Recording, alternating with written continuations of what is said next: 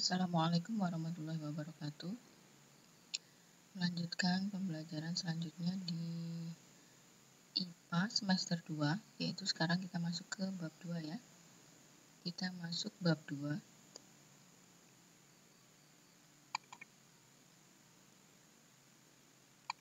Tentang apa bab 2? Yaitu tentang interaksi makhluk hidup dengan lingkungannya.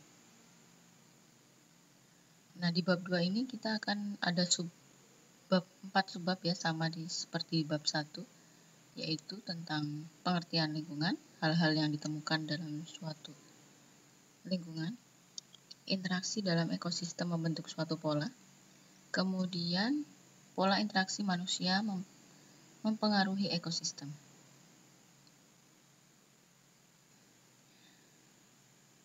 Langsung saja tentang interaksi makhluk hidup dengan lingkungannya.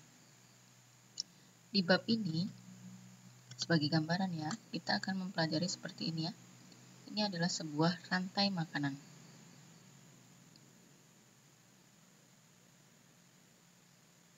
Istilah-istilah yang akan dipelajari ya tentang ekosistem, tentang lingkungan, tentang ketergantungan dan pola interaksi.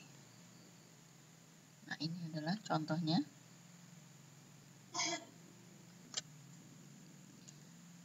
Nah, ini ada 2 gambar tentang burung bangau. Yang gambar A ini adalah burung bangau.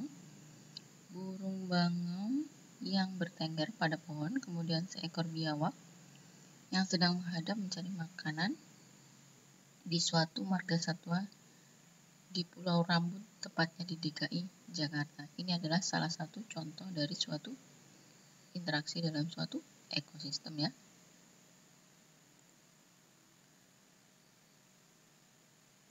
Kemudian selanjutnya kita akan mempelajari tentang lingkungan.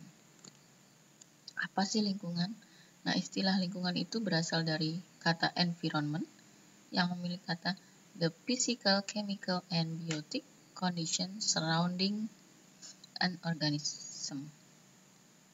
Maksudnya adalah segala sesuatu baik fisik, kimia, dan biotik, kondisi di sekitar suatu organisme. Nah, berdasarkan istilah ini, lingkungan itu juga dapat diartikan sebagai sesuatu di luar individu. Nah, segala sesuatu di luar individu itu merupakan suatu sistem yang kompleks sehingga dapat mempengaruhi satu dengan yang lainnya. Nah, kondisi yang saling mempengaruhi ini membuat lingkungan selalu dinamis dan dapat berubah-ubah.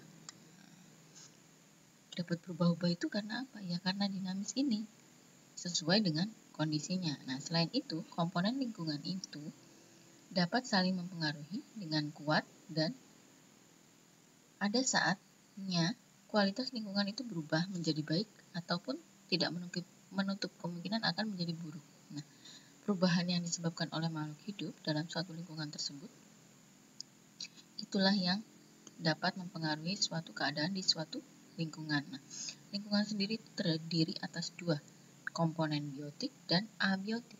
Biotik itu adalah makhluk hidup, sedangkan abiotik itu adalah tak hidup.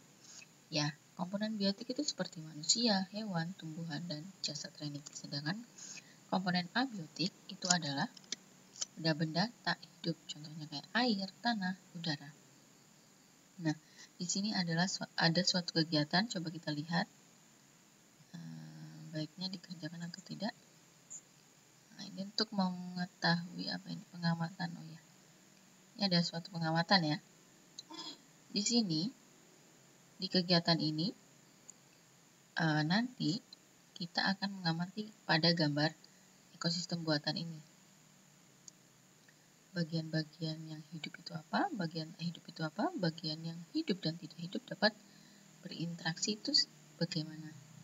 Nah, di sini ada yang perlu disiapkan. Yang pertama, contohnya adalah botol plastik, gunting. Nah, botol plastik ini ada ukuran 2 liter, gunting, pasir, kerikil, penggaris, air, tumbuhan Alodia atau Hydrilia, ikan kepala timah atau gapi, dan makanan ikan. Nah, ini adalah contoh ekosistemnya ya. Sebentar akan saya perbesar biar sudah kelihatan ya. Atau belum kelihatan? Kita perbesar aja gambarnya, akan saya perbesar. Ya, ini kelihatan ya. Ini adalah tumbuhan hidupnya. Yang tak hidupnya itu ada air. Selanjutnya kita lakukan apa ini. Nah, kemudian lakukan percobaan, potong bagian atas botol, tuangkan lapisan pasir setebal 5-10 cm di bagian dasar botol, kemudian isi botol dengan air sampai 5 cm di bawah permukaan botol dan biarkan terbuka selama 2 hari. Jaga volume air agar tetap stabil dengan menambahkan air untuk mengganti air dan untuk mengganti air yang menguap dari botol. Kemudian tanamlah Aloe atau Hydrelia. Tambahkan 2 cm lapisan kerikil. Bila air telah jernih, tambahkan seekor ikan. Nah, di sini contohnya adalah ikan kepala timah ataupun ikan koki atau ikan lain yang berukuran kecil. Kemudian berilah makan dengan memasukkan makanan. Kemudian sekarang kamu telah membuat suatu lingkungan yang disebut ekosistem. Nah, jadi suatu lingkungan dapat dikatakan memiliki suatu ekosistem jika di situ terdapat beberapa makhluk hidup yang saling berinteraksi, yaitu antara komponen biotik dan komponen abiotik. Amatilah ekosistemmu setiap hari dan catatlah apa yang akan kamu dapatkan kan. Nah, di sini kita akan memperoleh apa sih? Kita akan menjawab pertanyaan bagaimana bagian-bagian dalam botol berinteraksi untuk menyusun suatu ekosistem, jelaskan. Nah, terus apa yang diperlukan untuk menjaga agar ekosistem tersebut tetap sehat? Nah, di sini contohnya ya. Di sini. Gimana cara berinteraksi? Nah, kita jawab dulu bagian-bagian yang hidup adalah apa? Ada ikan, tanaman, itu adalah bagian hidup. Yang bagian tak hidup adalah air, tanah, kerikil, sama udara. Nah, bagaimana bagian tersebut bila bisa saling berinteraksi antara abiotik dan biotik? Nah, cara berinteraksi mereka yaitu hidup dalam suatu ekosistem secara bersama-sama dan saling mendukung. Nah, udara itu mendukung untuk kehidupan si ikannya, begitu juga air. Nah, begitu juga selanjutnya. Nah, untuk tanamannya juga seperti itu. Gimana cara berinteraksinya? Nah, tanaman ini juga diperlukan sebagai pembersih air selain menggunakan kerikil ya. Nah, nutrisi makanan juga dari situ. Selanjutnya kita masuk ke part B. Apa sih part B? Nah, hal-hal yang ditemukan dalam suatu lingkungan. Ada apa saja yang akan ditemukan di dalam suatu lingkungan? Ada banyak ya. Ada tumbuhan hidup dan tumbuhan tak hidup. Nah, ada abiotik dan ada biotik. Abiotik apa? Tumbuhan tak hidup. Biotik adalah tumbuhan hidup, abiotik dan tak hidup. Kemudian selanjutnya,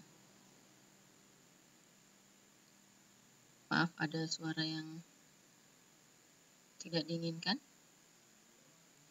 Kemudian, nah dalam suatu ekosistem itu terdapat tempat hidup. Tempat hidup suatu makhluk hidup itu namanya habitat.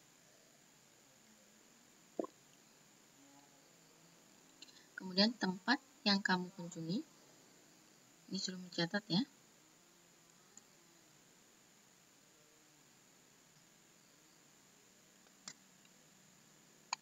Kemudian selanjutnya, nah ini contohnya adalah suatu ekosistem tanaman padi, tanaman bisa jagung, terserah kalian melakukan pengamatannya seperti apa untuk melihat suatu ekosistem. Namanya suatu ekosistem itu harus ada interaksi antara biotik dan abiotik ya, jangan sampai lupa. Nah, Di sini kita langsung pada tabel hasil pengamatan. Makhluk hidup, contohnya biotik apa? Tanaman yang diamati apa? Itu kita tulis misalnya ada jagung, ada bunga mawar, bunga matahari, dan sebagainya. Nah, jumlahnya ada berapa ditulis. Nah, sedangkan makhluk yang tak hidup atau abiotik, ya contohnya media tanamnya, yaitu tanahnya, ada udaranya, ada airnya. Nah, keterangannya gimana kondisinya, cara berinteraksinya seperti apa. Nah, kemudian kesimpulan dari kegiatan itu tuh apa? Di setiap komponen-komponen itu kamu mendapatkan apa dan mengaitkan peran setiap komponennya. Misalnya tanah yang bagus itu akan memiliki peran yang sangat penting karena tanah yang bagus itu memiliki atau tanah humus memiliki pupuk untuk tanaman agar bisa berkembang biak secara baik. Nah, selanjutnya masuk ke part C yang ketiga, yaitu interaksi dalam ekosistem membentuk suatu pola. Nah, polanya seperti apa? Nah, pola di sini nanti yang akan kita pelajari ya, membentuk suatu pola dalam suatu ekosistem. Nah, jika kita mengamati bagian ekosistem seperti kegiatan sebelumnya tadi secara luas, nah ada organisme-organisme yang berperan dalam suatu ekosistem tersebut. Nah, organisme-organisme tersebut maka akan berinteraksi antara organisme yang hidup tersebut atau biotik dengan abiotik. Kemudian selanjutnya, nah polanya inilah yang dikatakan pola interaksi antara makhluk hidup. Dia memiliki suatu pola. Polanya dikatakan sebagai simbiosis. Apa sih simbiosis? Simbiosis itu adalah suatu peristiwa proses makan dan dimakan. Nah, interaksi antara makhluk hidup dengan makhluk hidup yang lainnya itu akan menjadi suatu rangkaian. Rangkaian ini adalah polanya, peristiwa makan dan dimakannya. Nah, atau rantai makanannya. Ini contoh adalah rantai makanannya ya. Kita akan memiliki rantai makanan, jaring-jaring makanan, dan piramida makanan. Ini adalah piramida makanan, ini adalah jaring-jaringnya. Prosesnya ini adalah disebut rantai makanan ya. Nah,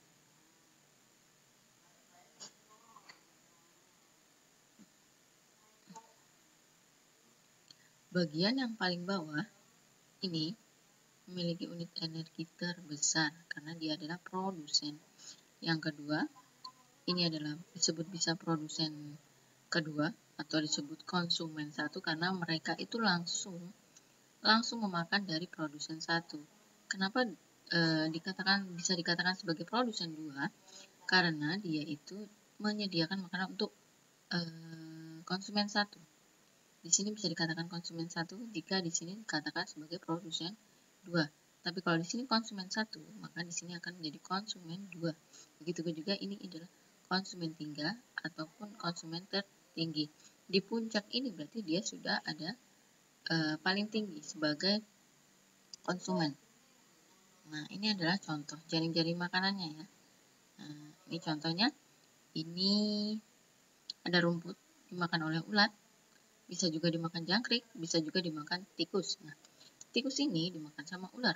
Tikus juga bisa dimakan sama elang. Nah, kemudian ulatnya ini dimakan sama kodok. Nah, ini tadi ulatnya makan daun-daunan di pohon. Kemudian dimakan ayam, dimakan katak. Nah, ini ayamnya dimakan dengan elang. Begitu ya, dimakan oleh elang. Ini yang menyediakan makanan atau dapat membuat makanan sendiri, contohnya itu adalah tumbuh-tumbuhan, itu disebut sebagai produsen satu atau disebut sebagai produsen. Sedangkan yang memanfaatkan atau dapat langsung memakan hasil dari produsen satu itu disebut dengan konsumen satu atau konsumen tingkat pertama. Contohnya konsumen tingkat pertama di sini ada jangkrik, tikus, sama si ulat. Nah, sedangkan konsumen tingkat 2 bisa dikatakan sebagai ayam, si katak. Sedangkan konsumen tingkat 3 itu bisa si ular. Nah, ini adalah sudah tinggi. Ini sebenarnya ular itu masih bisa dimakan sama elang. Jadi elang bisa makan tikus, makan ular, dan makan si ayam. Nah, macam-macam simbiosis. Simbiosis ada 3 ya. Ada simbiosis mutualisme, komensalisme, dan parasitisme.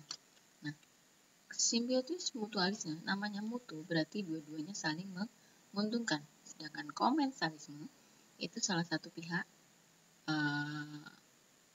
untung tapi pihak yang lain tidak merasa dirugikan. Sedangkan parasitisme itu berarti parasit, satunya untung, satunya rugi. Nah, contoh simbiosis yang sama-sama untung kayak burung jalak sama si sapi. Burung jalak makan kutu di badan sapi biar gak gatel. Nah, sapinya merasa bersih. Nah, itu saling menguntungkan.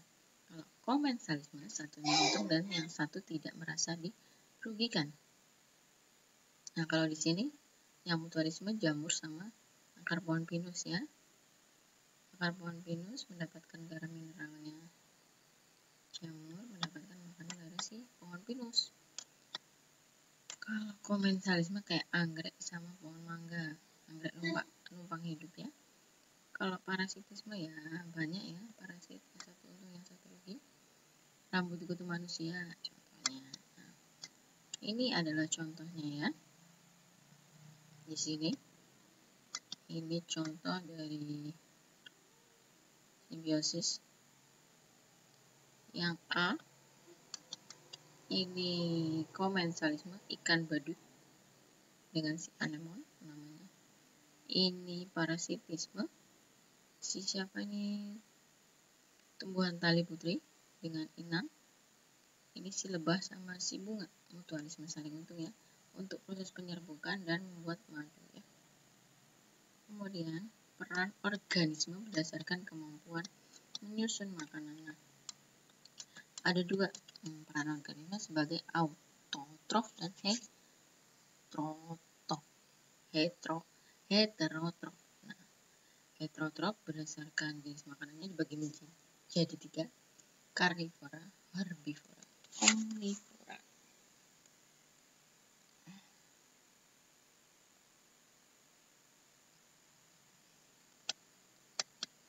Herbivora dia berarti makan rumput, karnivora dia makan hewan, omnivora makan segalanya.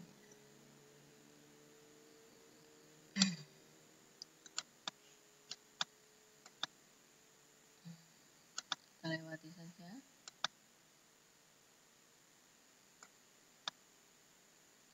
Nah, ini kita langsung ke pertanyaan ya. Kita langsung aja ke pertanyaan. Ini adalah jaring-jaring makanan. Tulislah rantai makanan pada gambar di atas. Contohnya tumbuhan, tikus, tikus makan tumbuhan ya. Tumbuhan dimakan tikus dimakan elang, elang mati, pengurai. Produsennya ada konsumen, ada pengurai. Produsennya tumbuhan, tikus dan elang sebagai konsumen, pengurainya adalah si jamur. Kalau dari gambar ini ya. Kita bahas sebentar. Nah, ini adalah produsennya. Ini adalah konsumennya si tikus, burung juga konsumen. Ini juga konsumen, ini juga konsumen. Sedangkan ini adalah pengurai ketika si elangnya mati. Nah, ini adalah produsen, ini konsumen tingkat 1, ini juga konsumen tingkat 1 si burung, ini konsumen tingkat 2. Sedangkan ini juga konsumen tingkat 2 yang makan si tikus. Ini juga bisa konsumen tingkat 2, tapi di sini dia juga bisa sebagai konsumen tingkat tinggi atau paling tinggi. Karena dia makan musang, maka bisa makan burung dan makan si tikus ya.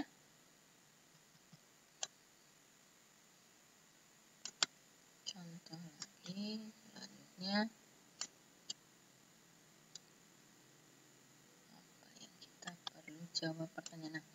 Apa yang akan terjadi apabila salah satu organisme tidak tersedia di alamnya? Akan terjadi ketidaksenambungan ekosistem yang ada di alam.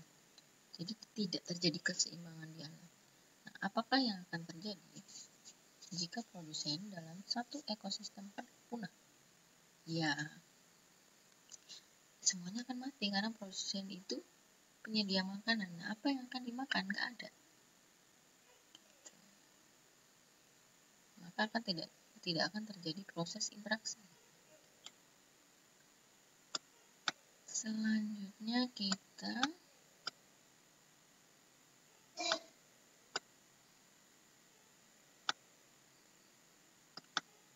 akan membahas pola interaksi manusia mempengaruhi ekosistem. Kok bisa? Iya dong.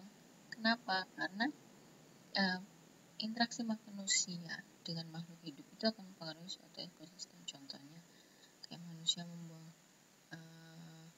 sampah sembarangan kan akan mempengaruhi suatu proses ekosistem kan, menjadi tanahnya tidak akan menjadi subur lagi. Itu. Nah, kita langsung ke proses apa ini? Udah langsung masuk uji kompetensi. Nah, di sini kita akan mengerjakan uji kompetensi ya. Ini ada suatu rantai makanan atau jaring-jaring bisa. Nah, ekosistem sawah merupakan salah satu ekosistem buatan manusia yang bertujuan untuk memenuhi kebutuhan dengan masyarakat. Tumbuh-tumbuhan yang dikembangkan dalam pada ekosistem sawah umumnya merupakan produsen produk-produk pertanian seperti padi. Langsung saja ya, ini panjang banget. Nah, berdasarkan uraian. Namun, pada kenyataannya, padi bukan hanya sumber makanan pokok bagi manusia, tetapi juga bagi makhluk hidup lainnya. Akibatnya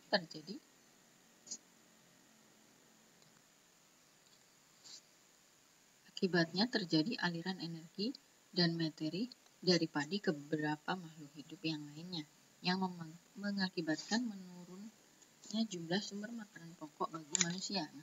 Salah satu contoh makhluk hidup pemakan padi pada ekosistem sawah adalah serangga. Banyaknya serangga yang mencari makanan pada ekosistem sawah mengundang kehadiran katak pemangsa serangga. Akibatnya, pada petani juga harus berhadapan dengan katak yang banyak berada di sawah. Hal ini tentu akan mengganggu aktivitas pertanian masyarakat. Oleh karena itu, petani melakukan banyak upaya untuk mengatasi permasalahan tersebut. Kita langsung jawab ya. Jika para petani melakukan pemberantasan serangga, apa yang akan terjadi pada populasi padi dan katak? Berarti kalau kita memotong salah satu rantai makanan, kayak seharusnya kan padi dimakan oleh si serangga, sedangkan serangga dimakan oleh si katak. Berarti di sini kita akan memotong salah satu rantai makanan. Berarti si kataknya langsung memakan si padi, berarti sama saja. Ya. Populasinya akan menjadi berkurang. Pemberantasan katak karena pemberantasan serangga karena si katak nggak ada makanan, langsung ke padi kan terjadi ketidakseimbangan suatu ekosistem ya. Kemudian, apa saja yang mungkin mempengaruhi keseimbangan ekosistem sawah tersebut? Coba identifikasikan 5 komponen abiotik, berarti dia tidak hidup. Mempengaruhi keseimbangan ekosistem sawah, contohnya kayak airnya, udaranya, kemudian ada air, udara, tanah, komponen abiotik, kemudian ada pupuk, keseimbangan ekosistem sawah ya. Ada air, tanah, udara. Sudah ya, pupuknya juga bisa. Terus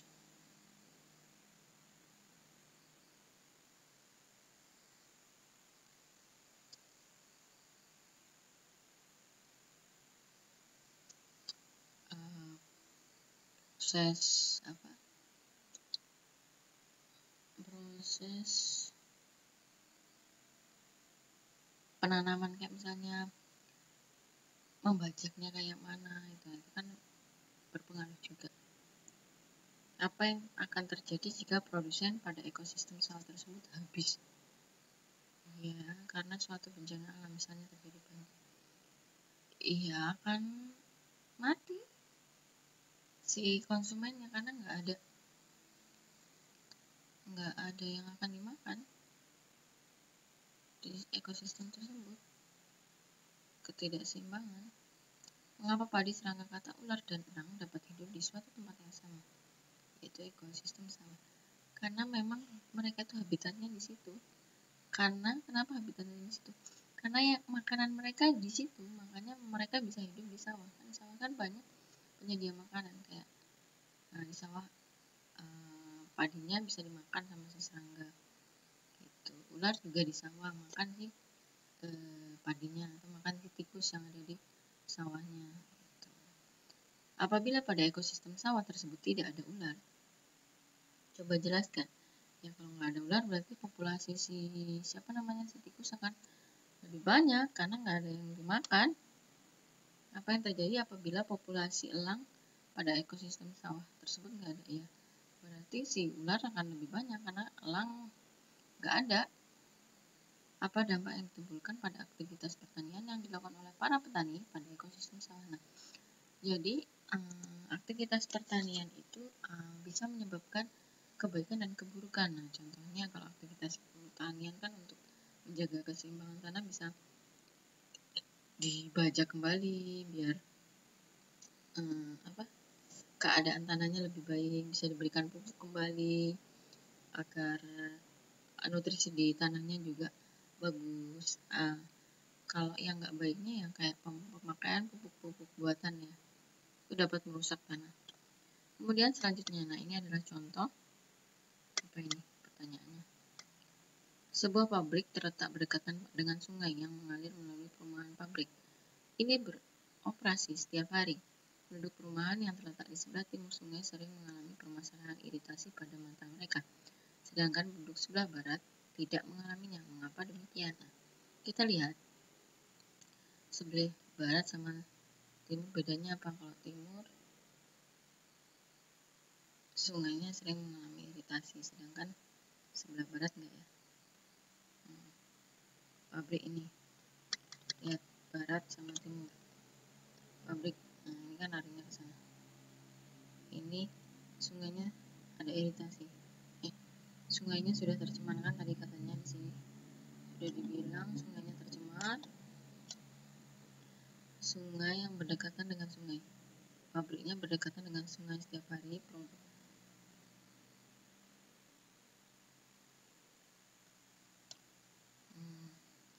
Yang berdekatan dengan sungai pabriknya.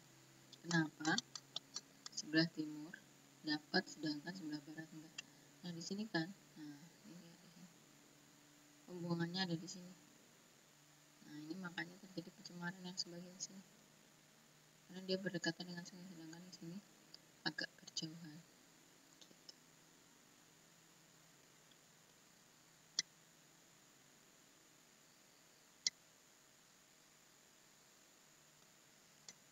Ini adalah gambar suatu jaring-jaringnya, gambar saling ketergantungan yang terjadi pada organisme perairan.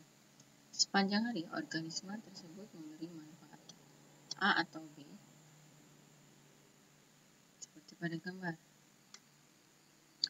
Apakah gambar A dan B di atas dapat mewakili saling ketergantungan organisme? A dan B saling ketergantungan. Coba. Ini A dan ini.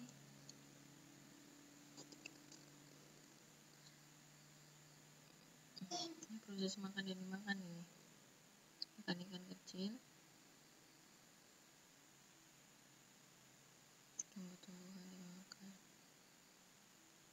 tumbuhan dasar makan ini.